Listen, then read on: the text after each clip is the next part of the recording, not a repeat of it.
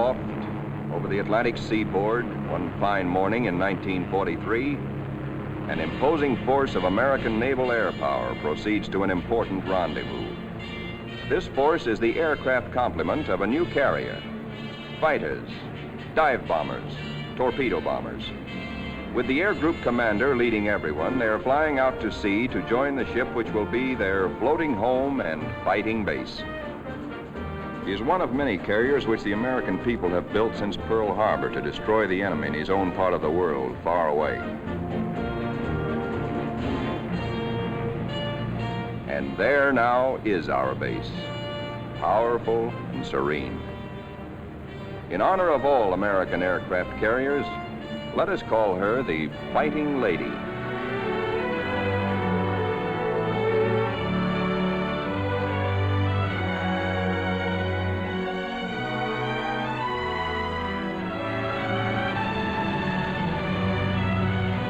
Against a good solid wind with their tail hooks down, our planes come into the broad flight deck of their new home.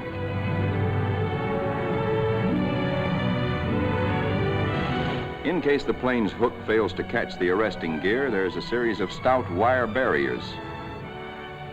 Number one man on the flight deck just now is the LSO, the landing signal officer, always a flyer himself. Like all aviators, he'd much rather be flying. Come on in and sit down. The plane is out of the groove and he waves it off. Come around another time, pilot, and we'll take you aboard.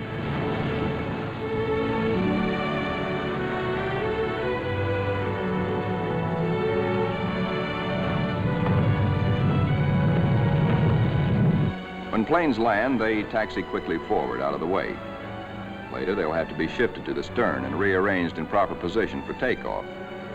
This is called respotting the deck.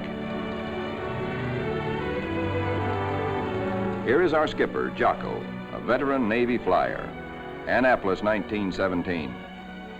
He is not impressed by our earnest efforts, nor the flight deck control officers. The skipper calls all hands together and gives us a piece of his mind.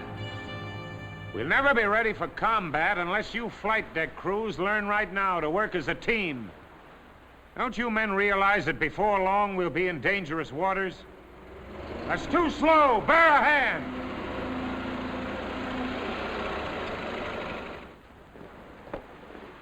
Watch out. Keep that wing clear. Get it over to starboard. Way over to starboard. Come on, get the lead out of your pants. Now this is the way your deck should look when you're ready for action. Our ship, our Fighting Lady, is enormous, wonderful, and strange to us. From stem to stern, the entire ship is a honeycomb of watertight and flame-proof compartments. Far below the waterline are engine rooms, fire rooms, fuel tanks, and magazines packed with enough assorted high explosive to blow us all to kingdom come. The hangar deck is like a gigantic tunnel, nearly 2 city blocks long and wide enough to house 4 freight trains abreast.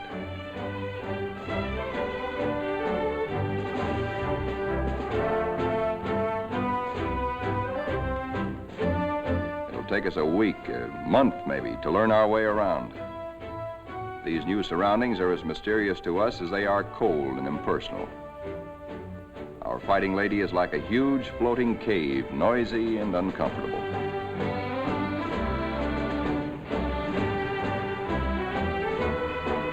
Elevators as big as a tennis court carry us topside to the flight deck.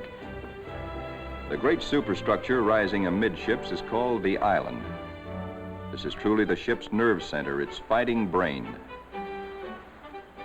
85% of us who make up the Fighting Lady's family are volunteers in this war and have never been to sea before. We learned our jobs theoretically in intensive training ashore. A very short while ago, we were high school boys and college kids, or bank clerks, or farm hands, or factory workers. Now we are blue jackets and Marines, all members of a naval combat team nearly 3,000 strong. In our multitude of new tasks and duties as a team, we're very green, but curiosity and comradeship, and the instinct of self-preservation are great teachers.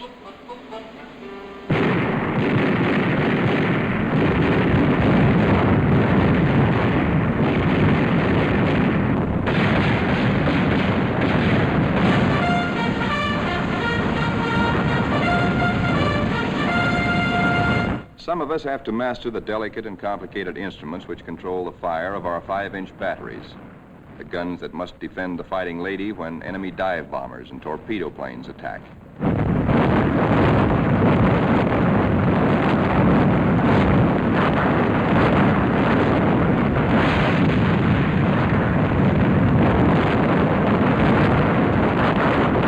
We train and train to learn our stuff and earn our E for efficiency.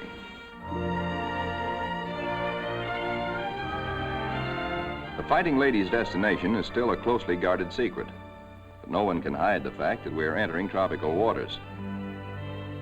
Our ship seems more friendly and comfortable now, and we greenhorns feel that a suntan will at least make us look like fighting sailors. Even our mascot, Scrappy, has been at sea longer than most of us.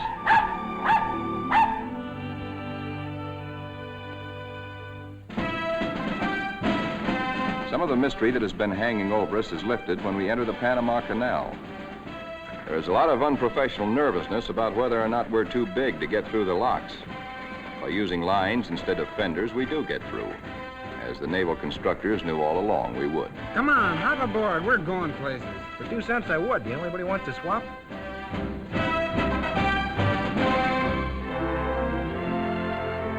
Now we stand out into the Pacific, and life aboard settles down into monotony.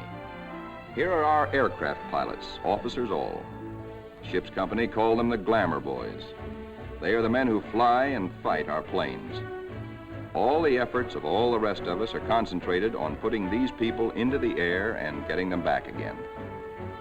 Most of us are hiding a certain amount of nervousness and anxiety, for many of us are Johnny-come-latelys, reserve officers who only recently learned to fly at Corpus Christi and Jacksonville. Others among us are specialists who trained at Quonset Point, Rhode Island. Reserves are called by the regulars, in a friendly way, 90-day wonders. In return, the Annapolis regulars are called the trade school boys. But whether Quonset or Annapolis, all are bound together in the fraternity, the close fellowship of Navy men.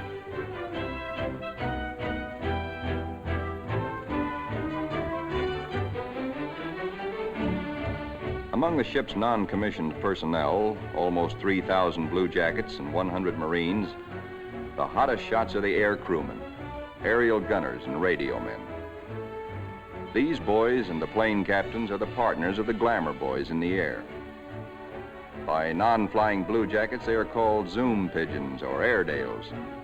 And because they receive 50% extra pay for flying, they are sometimes referred to as the bankroll boys.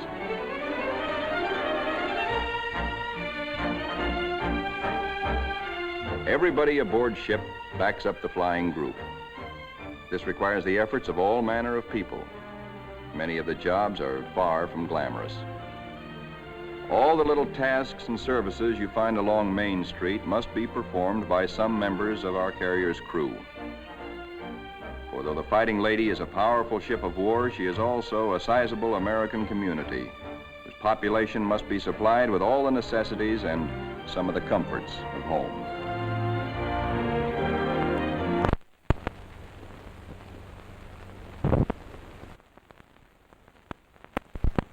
Doc Sorensen, the pharmacist mate, is just like a village druggist. And next door is our hospital called Sick Bay. It has only a few patients now, but soon it is to be filled with our wounded. Men like these who perform the humble jobs that make life aboard a fighting carrier more bearable, the barbers and the cobblers, are seldom mentioned in communiques. They all have a place in our fighting team. Weeks pass. Now we are far out into the Pacific, which is a very considerable body of water. Monotony shuts down on us between our duties. Guessing where we're bound is still our chief pastime. Will we put into Pearl? Are we going to Iron Bottom Bay? Or maybe even to the Aleutians? All such gossip and rumor are called scuttlebutt or drinking fountain conversation.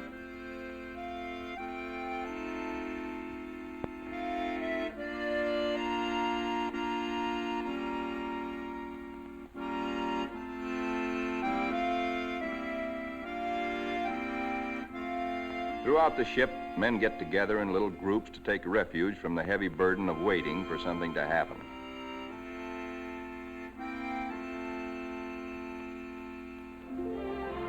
And then one day, out of nowhere, comes a fast fleet tanker, and we're refueled at sea. This tells us something.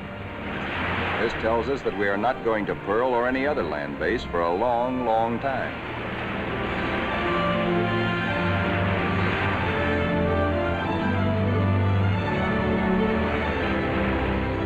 Besides our skipper, we have an admiral aboard, a sea dog who's been a naval flyer for nearly 20 years. Until now, only these officers have known where we are to go. But now Jocko, our captain, confers with the air group commander and reveals the plan. The Fighting Lady has been ordered to make a strike. She will pass through waters where no carrier task force has ventured since the bloody Battle of Midway. Remember, this is 1943, long before we took the Marshall Islands. Weather studies are made, and though this is a daily routine, somehow the whole ship senses that something is about to happen. Even before the news is broadcast to all of us, there's a new tension and atmosphere of expectancy. And then we are told we have traveled more than 7,000 miles from Panama, so that tomorrow, August 30th, 1943, we can strike the Jap base at Marcus Island, deep within the enemy's ring of defenses. The evening before our first strike, the air group commander briefs all his pilots with maps and a model of our target. We are sticking out our necks to within 1,000 miles of Tokyo to divert the Japs' attention from other American activities far south and east of Marcus. Those of us who have never before been in battle, that's most of us, ask a lot of questions of those who have seen action. Rear seat gunners, don't break off until you're practically on the same course and right astern of the enemy. Then push over fast. Outwardly, we try to seem composed and cheerful, but a lot's going on inside our minds. We question our most inner selves. What'll it be like? How'll we take it? Will we do all right? This is the night when a lot of boys write one more letter home.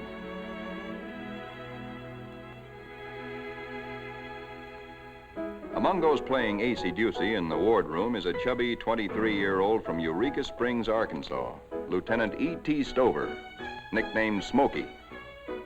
That's he sitting on the far right. Having flown 50 missions at Guadalcanal, Smokey has been ordered to take a rest. He'd much rather be flying. Before dark on the eve of battle, our planes are loaded with bombs and gas. So that each plane will be in its precise position for a speedy takeoff, we spot and respot our deck.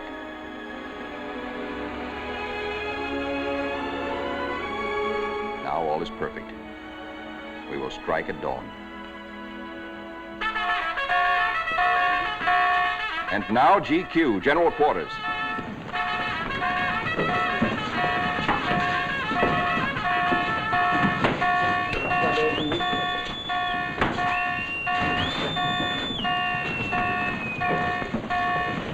Every man on the ship goes to his battle station, his special place on the fighting team. George, the barber, will pass ammunition. Leo, the baker, will be a sky lookout. Frank, the tailor, is assigned to a first aid station. Pilots are in their ready rooms. Each squadron, fighter, bomber, torpedo bomber, assemble separately. Flyers get into their flight gear and receive last-minute data and instructions.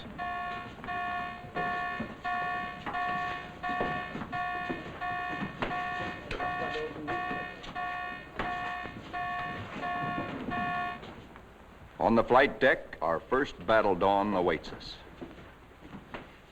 Our whole ship is on hair trigger. The Fighting Lady is hardly 100 miles from the first target of her career. These last few minutes before the order for our first action are the toughest time of all.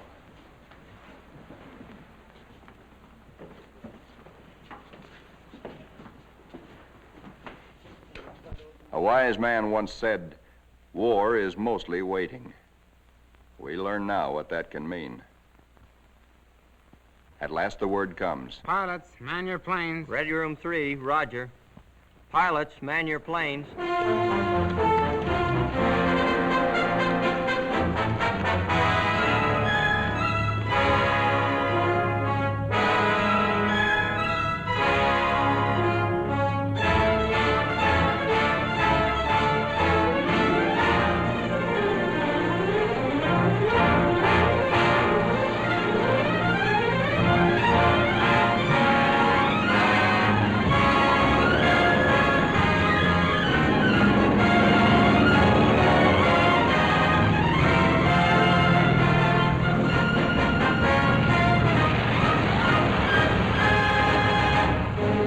The fighters take off first to form cover aloft for the other squadrons.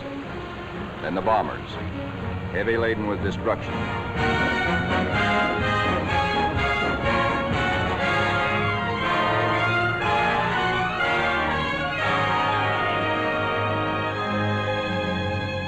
The sun has risen now, and our escorts are alert for enemy submarines. But the Fighting Lady steams boldly toward our target to lessen the distance for our planes when they return.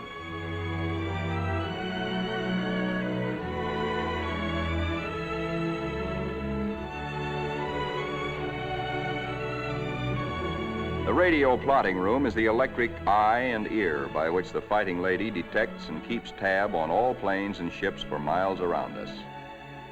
Smokey, the fighting ace from Arkansas, has been put in charge of this room for our big day. Hunched among his assistants, Smokey is like a super quarterback on a super football team. He is in constant touch with our entire air group.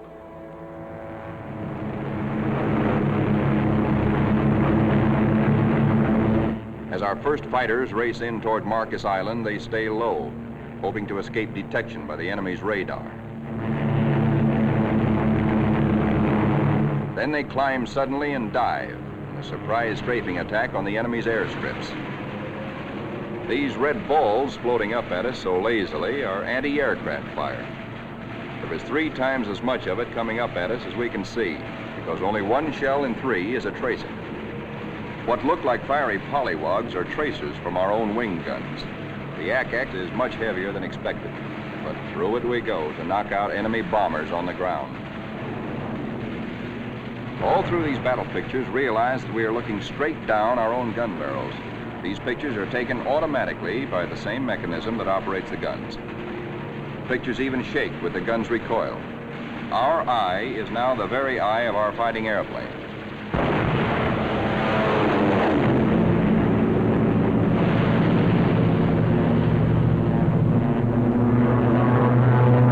The enemy's picket boats and supply ships offshore are thoroughly strafed. No longer will these craft bring rice and sake and munitions to Marcus.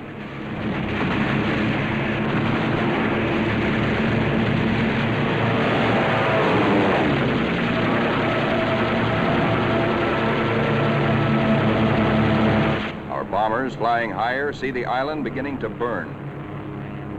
A moment ago, it looked like a little jade trinket in a cobalt sea.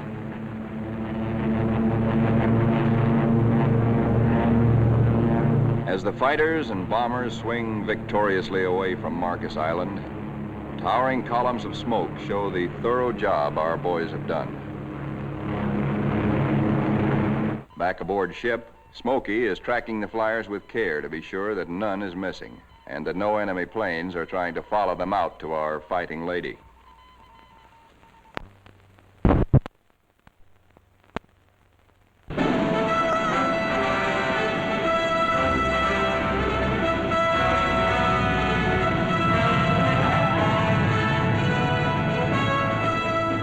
As our planes come aboard, there begins an operation almost as exciting as the attack itself. A ballet after battle, with the plane directors as dancing masters. The whirling propellers fill this scene with danger, but now our crews are trained and adept.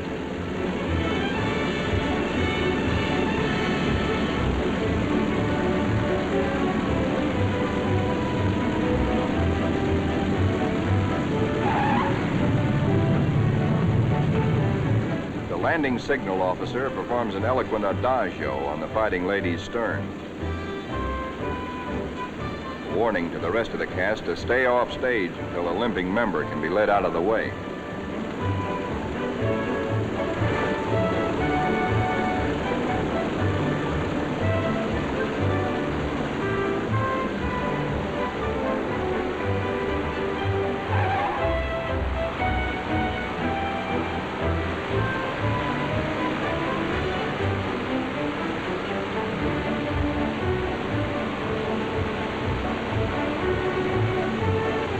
Pilots go below to report to their combat intelligence officers.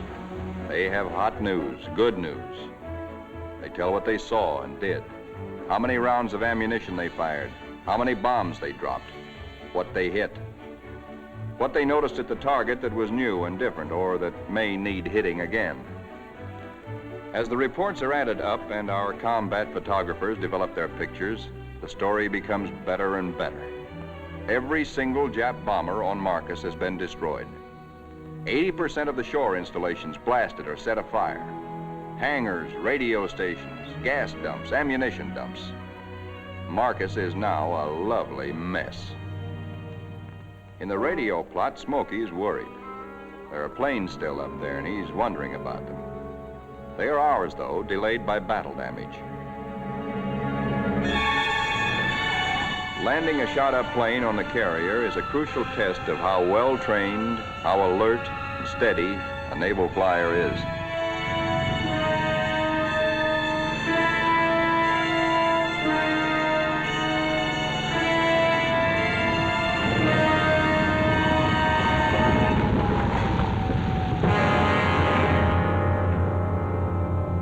The Fighting Lady now has met her enemy.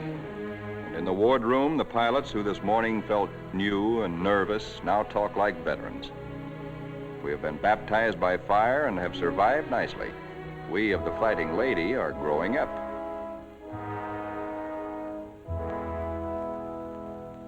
The admiral of our task force knows the overall strategy of the whole Pacific campaign: to smash straight through Japan's outer network of islands, to recapture the Philippines and land on the mainland of Asia. Thus, we will deny Japan supplies from Malaya and the Dutch East Indies and leave her far-flung island garrisons marooned. Then we will reach out and really help our ally China. Months after Marcus, this campaign is well started. Our carrier task forces have been in many battles. And now, early in 1944, the Fighting Lady's target is Kwajalein in the Marshall Islands. These are Jap Zeros. Fighter screen being pierced by our planes and planes from 8 other carriers, preparatory to strafing Kwajalein and bombing it apart. Our fighter pilots have improved with practice, with the confidence that comes from experience. They estimate their range by watching their tracers. They hold their fire until their wing gun bullets converge at 300 yards. Shoot in bursts instead of in steady streams, which heat up the guns and spend ammunition.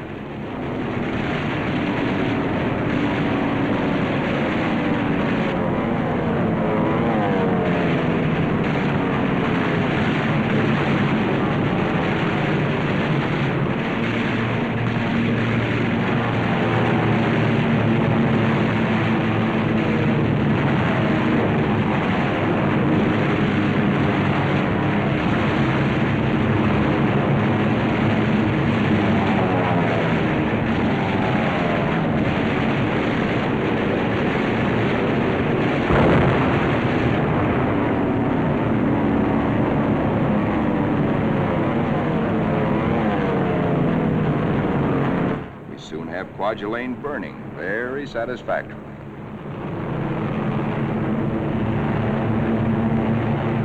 After our bombing attacks and heavy shelling by our surface ships, assault craft filled with Marines and Army hit the beaches.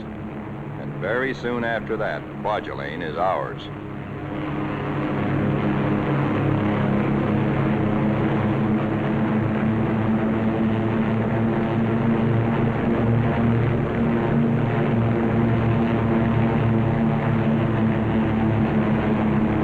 Right after Kwajalein, word comes to our admiral that a truck Japan's huge and secret naval fortress 1,400 miles to the west, there apparently are some heavy units of the Japanese battle fleet.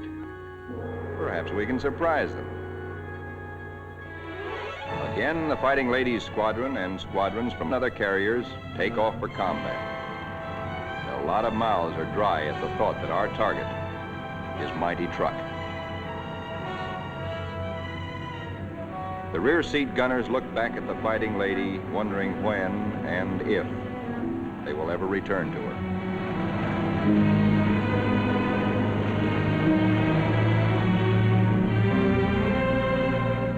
All that we know about truck, we know from a few photographs taken by some nervy Marines on reconnaissance just 18 days ago.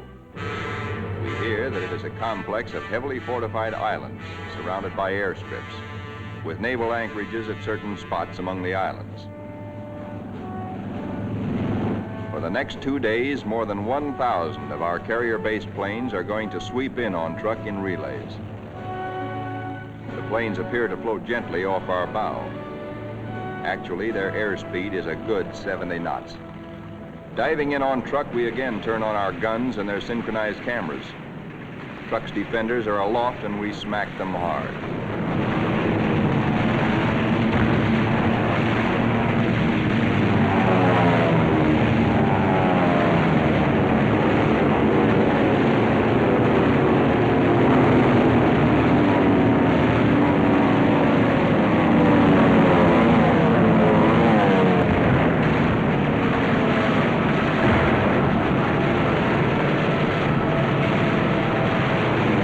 Hearts that were in men's mouths before this strike began now settle back into place and are singing once more. There's something really grand, something historic about diving in here on this place which Japan has been building and guarding jealously from all but Japanese eyes for 20 years. We dive right in low and take a good look at fighter strips, bomber bases, and seaplane ramps.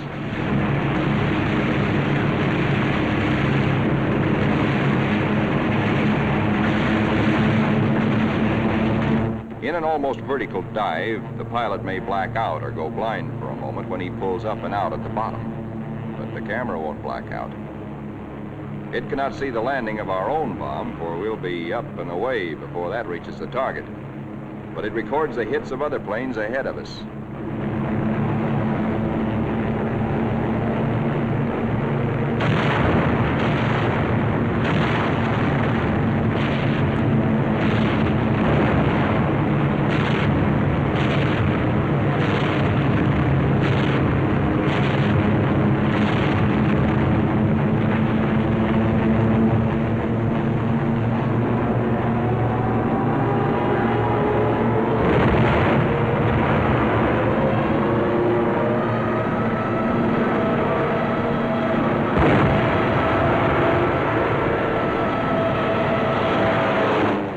Find the Jap fleet here, but most of it's gone. Some lingering ships, including some of their fast fleet tankers, we find hiding in sheltered coves. The vessels which we are now strafing are other fleet auxiliaries, rice boats, transports, and ammunition ships.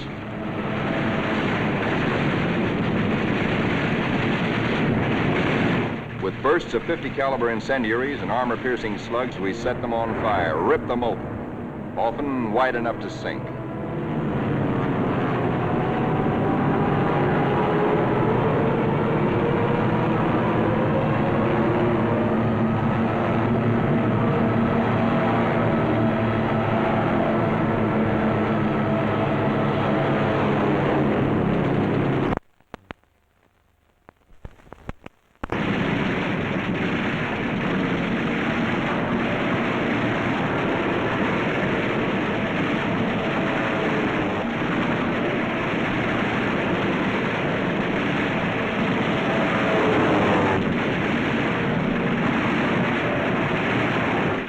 Ships filled with TNT is not very healthy for pilots who dive too low. But it's hard to tell who's carrying what until the big bang comes.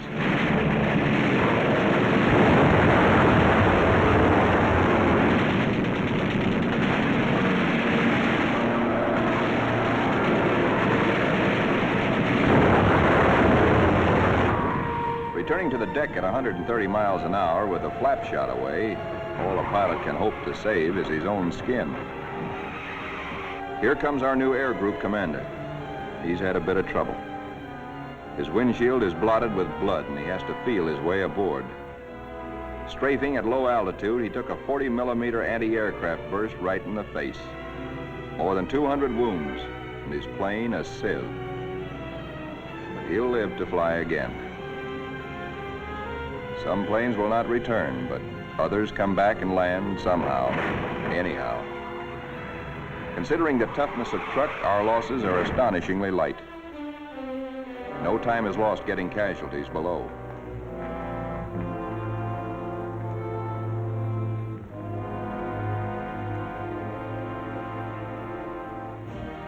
It's a long way from truck to our secret rendezvous in the Marshall Islands. Someday it can be told just where this is. Actually, it is a magnificent new fleet anchorage, an advanced naval base, which we have taken from the Japs and made secure. Now, for the first time, we, who have been operating as separate, relatively small task forces, see assembled the enormous mass of naval power. Over 1 million tons of American fighting steel. New carriers, new battleships, new cruisers and fleet auxiliaries in an amount which Japan could never conceive, let alone produce.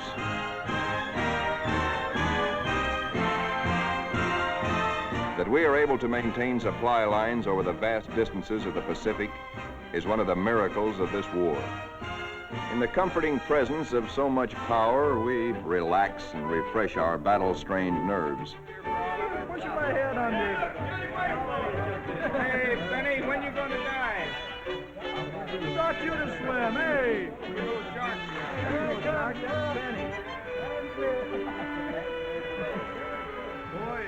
Our ship's post office now does really big business. Letters for us at last from home. Letters from us to friends and families. Our censors know our collective mood, our central hopes and thoughts. The stuff is really getting out here now. I can't tell you much about it, but oh boy. And the more we get, well, the sooner I'll be seeing you. All hands are called together. Our old skipper, Jocko, has been promoted admiral. Our new one's name is Dixie. Men, as soon as I finish talking, we are getting underway. Our fighting lady is now part of what is designated Task Force 58. As you know, our final destination is a place called Tokyo. We'll have to fight hard to get there, but when we drop our hook at Yokohama, I'm going to throw a party. All hands are cordially invited.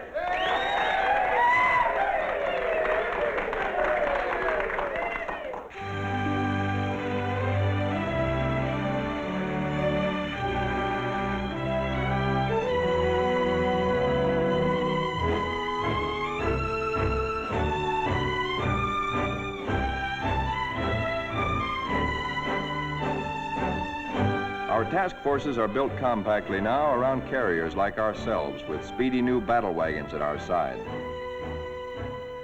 A carrier skipper never leaves the bridge at sea because carriers and their planes are the first to strike the enemy or to be struck by him. Our aircraft pilots are constantly on call, for despite the mass of power spread out around us, these are still dangerous waters. Our pilots know this all too well, but it doesn't worry them now, for they're seasoned. They know how. There are a lot of new faces among us, but most of these men, too, have been in action. At places like Hollandia, Millie, Joliet, Palau, Rabaul, Wake, Meloilap. Our rear seat gunners and radio men are old hands now. Some of their faces are different, too, because there have been replacements. A lot of them have been made commissioned officers. There's a saying in the Navy that you never learn to love a carrier until she gets hurt.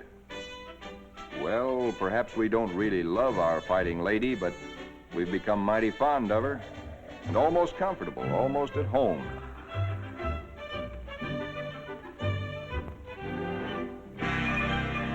Occasionally, our shipboard movies bring us that one thing we crave the most, one touch of something utterly American, one deep breath of home.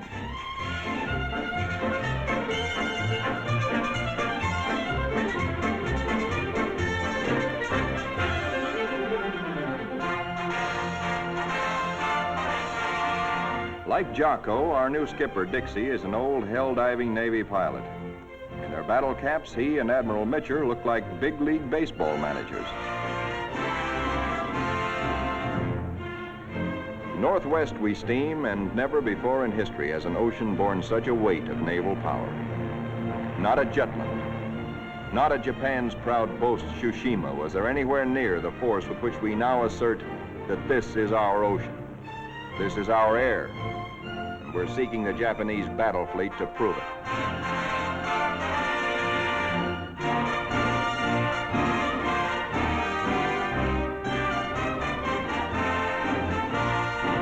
With our cruisers and our biggest new battle wagons present, we are strong enough to hope, really to hope, that we may provoke the Japanese fleet into accepting a fight.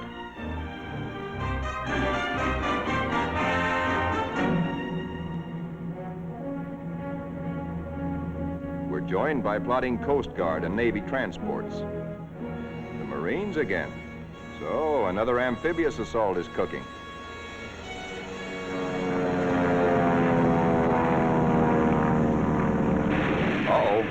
Our patrols have spotted an enemy search plane and are after her. She's a big bird. A 20-ton, four-motored Kawanishi seaplane, the kind we call Emily's.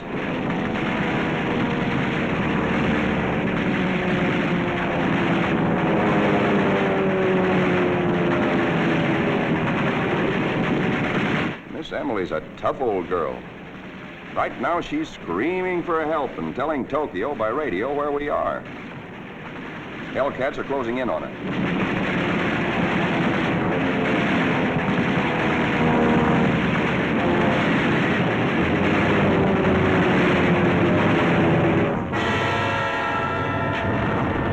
So long, Emily.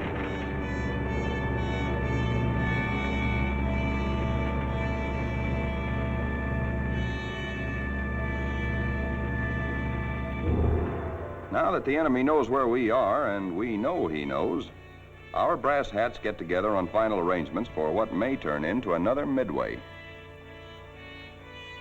Our objective, first of many in our drive through to the Philippines and China, will be the Marianas. In battles just ahead of us, we are to make good use of a multitude of weapons, special devices, and techniques which have been evolved through the 30 years since the U.S. Navy first took to the air.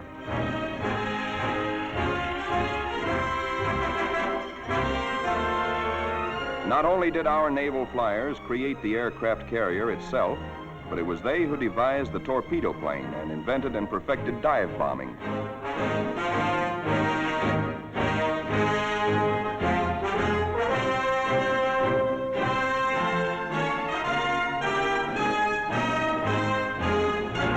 Disposed about our flight decks so that planes can be quickly armed are all manner of death-dealing objects.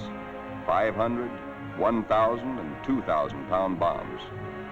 We have torpedoes and incendiaries, and the kind of anti-personnel bombs we call daisy cutters.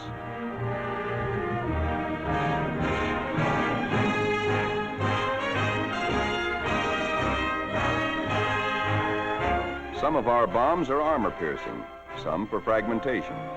Others have delayed action fuses to prolong the effect of our bombardment for hours after we have delivered it. Here are the new rockets, which pack the same wallop as a 3-inch shell. They weigh little, and because there isn't much recoil, they can be fired from planes. On the eve of battle, we are told to scrub up to lessen the danger of infection in case we're wounded.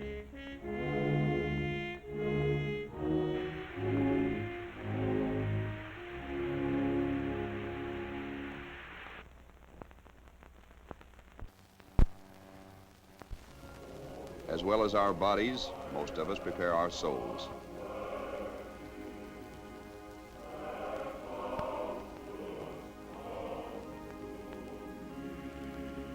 always on the eve of battle, divine services are held in relays, so that every one of our fighting ladies' 3,000 sons has a chance to attend.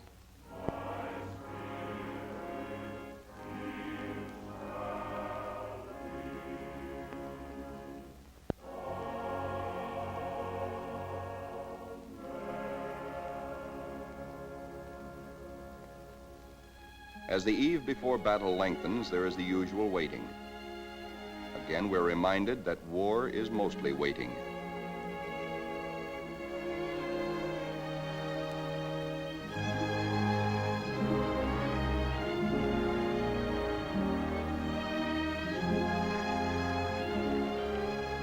Because all cooks and bakers must soon be at their battle stations, they work all night long preparing a hearty meal of steak and eggs for our 3 a.m. battle breakfast.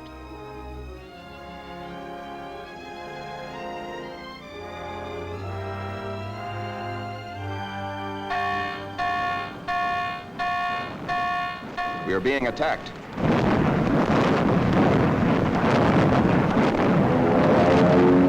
We are being attacked by Japanese torpedo planes skimming in after us, wing to water.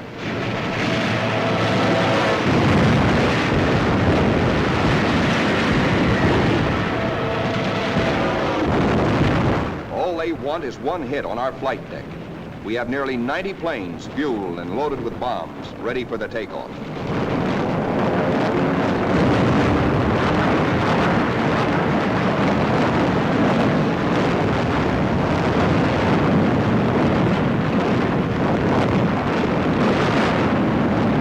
Each patch of flame is a burning Jap.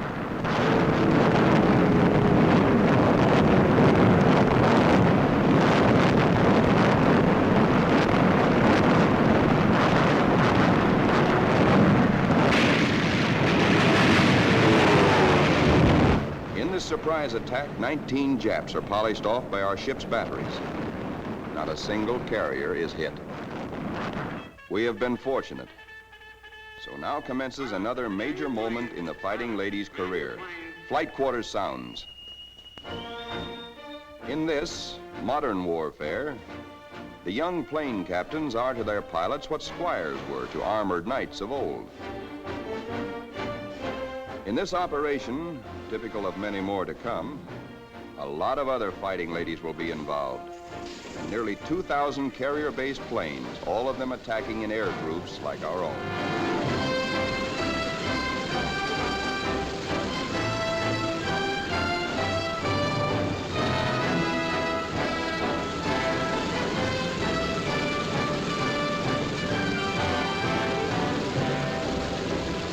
From now on, we tighten our belts and steady our hands as our Navy makes progressively bigger attacks nearer and nearer the heart of Japan.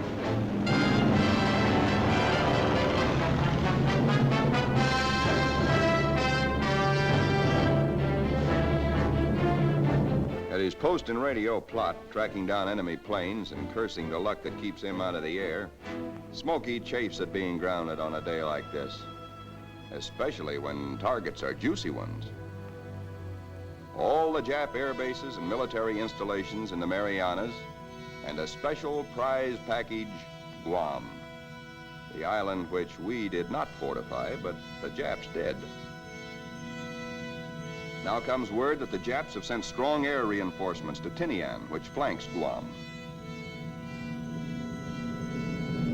Again, our synchronized cameras record, as no human eye and memory could record, just what our guns and bombs do to the enemy. These pictures enable our air combat intelligence officers to assess the damage as we swoop down upon Tinian.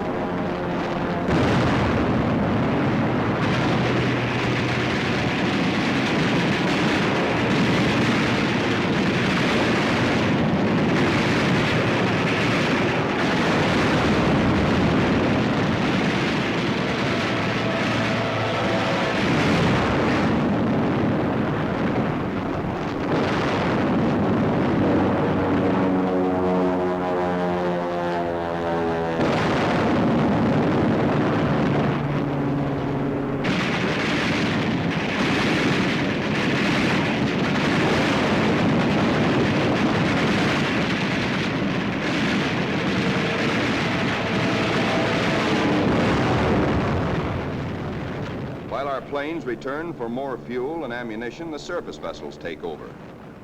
A prodigious naval barrage to prepare the beaches our assault forces are going to hit. Not only our newest, but some of our oldest and proudest battleships are here. The Colorado, the Tennessee, and the USS Pennsylvania, flagship of World War I.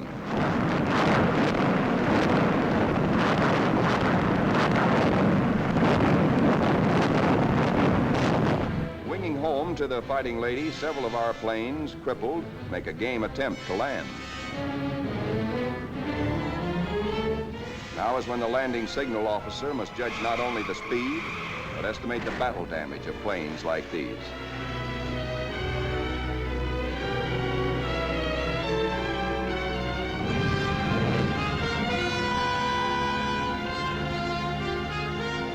And flight deck emergency crews, firefighters, rescue details, and medical corpsmen exhibit almost incredible courage.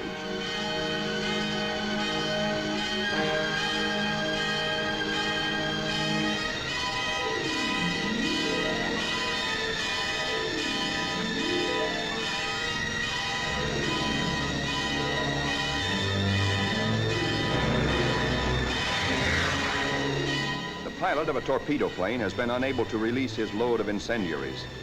Burning thermite is spilling out at incandescent heat. In the plane's tanks remain about 75 gallons of high-octane gas. The men who brave this danger to save pilot and crew deserve every citation they get.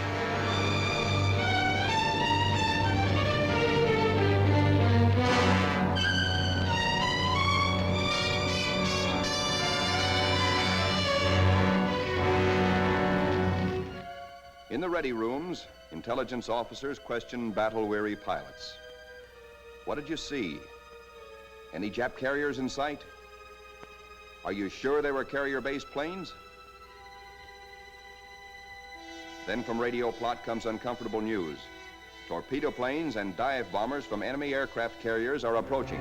All hands, man your battle stations. To our engine room go orders for flank speed, which is a few knots faster than full speed, in case we need to take evasive action. All boilers are lighted to let the Fighting Lady outdo herself if necessary.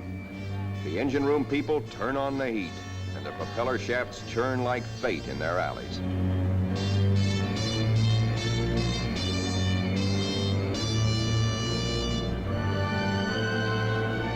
The Fighting Lady leaps through the sea on her guard.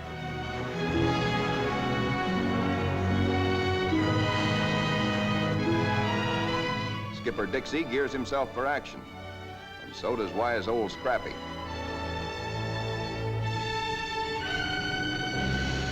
And now, here they come.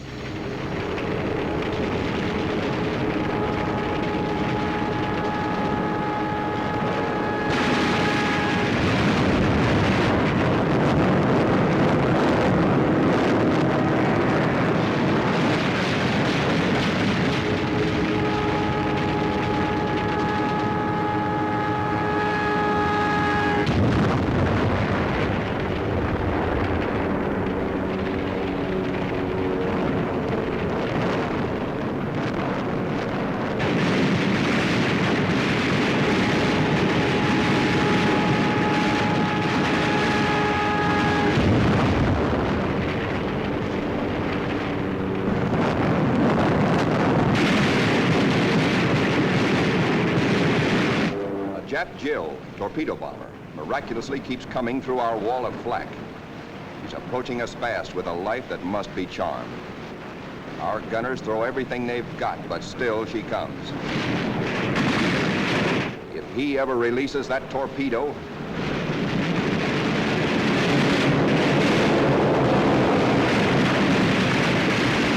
she missed us. Either the pilot was already dead or his release gear jammed.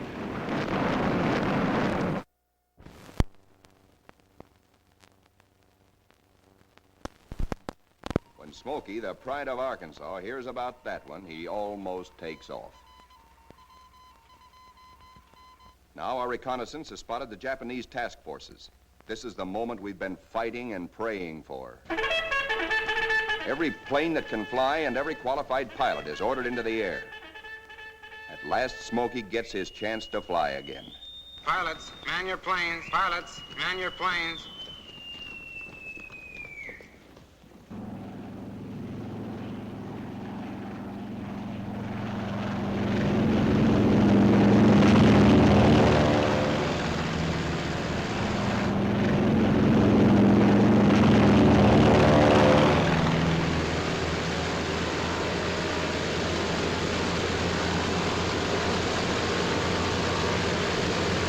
Philippine trade wind is tearing down our flight deck. Our planes strain forward to rise into it. Our entire air group thunders out behind the group commander. Now our fighters run into a smoke Jap fighters, mostly Zeros, sent up to intercept our attack on the Japanese fleet.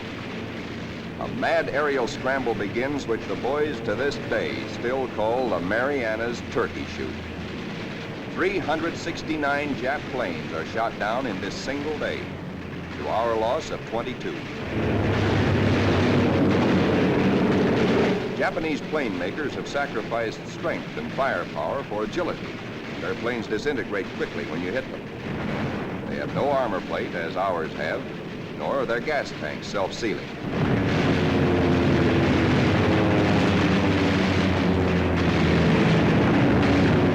Little monkeys are fancy flyers. They think aerobatics can win dogfights, whereas we believe in smooth flying and careful shooting.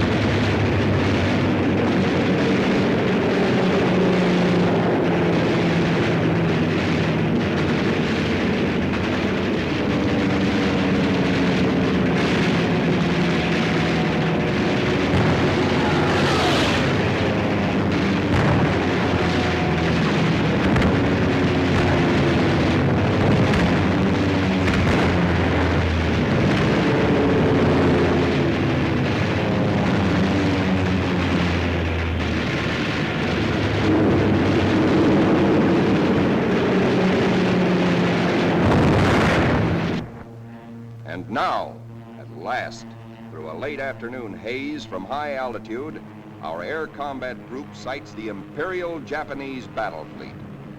These are the first pictures ever taken of a great enemy naval formation like this.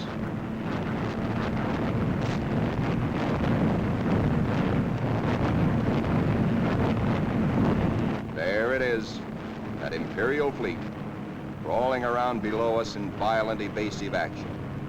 Us looking down on them in the seas they think they own.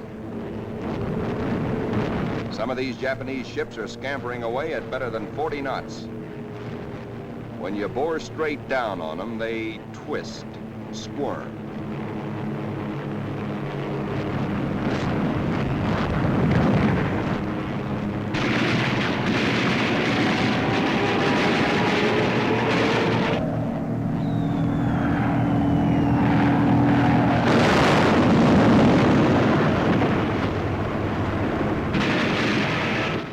A big destroyer at the bow, hoping to shoot out his bridge, and he shoots back plenty.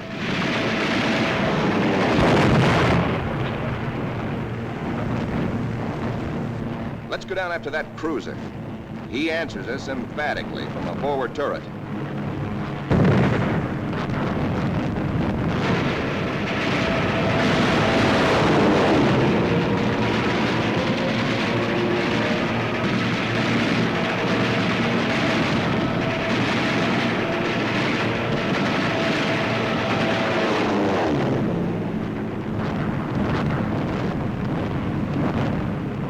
A 25,000-ton Jap carrier of the Hayataka class is going to get it. Watch 5 o'clock in the camera, the lower right-hand corner of the screen. This big flat top gets it where the turkey got the axe.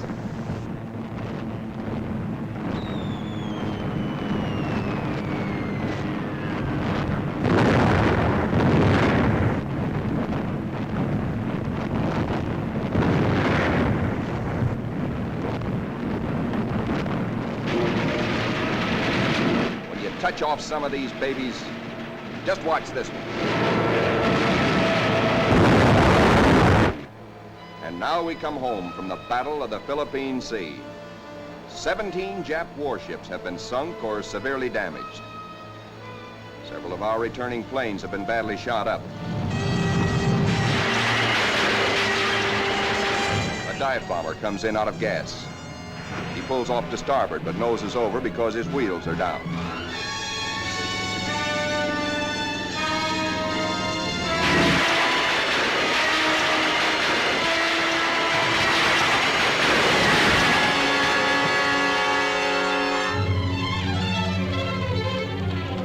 This pilot has 73 holes in his plane, and his leg almost shot away.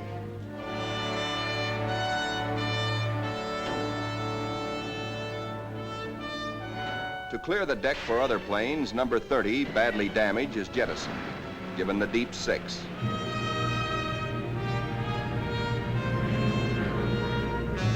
Watch carefully. This man's controls are all but shot away.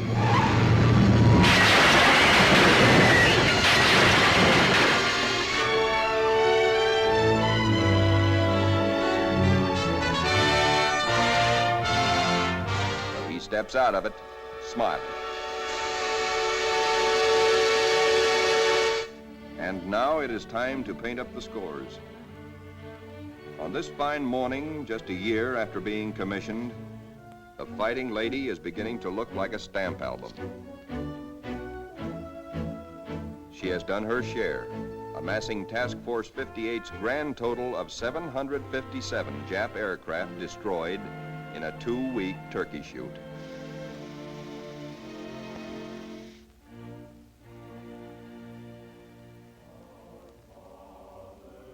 But there's another score to add up. Our own casualties. Quite a few faces are no longer with us on the Fighting Lady. Among them, Commander Upson, skipper of our torpedo squadron. Lieutenant Pappy Condit. Lieutenant John Meehan. And that fightingest gentleman, Lieutenant Smokey Stover. Yes, Smokey's missing too.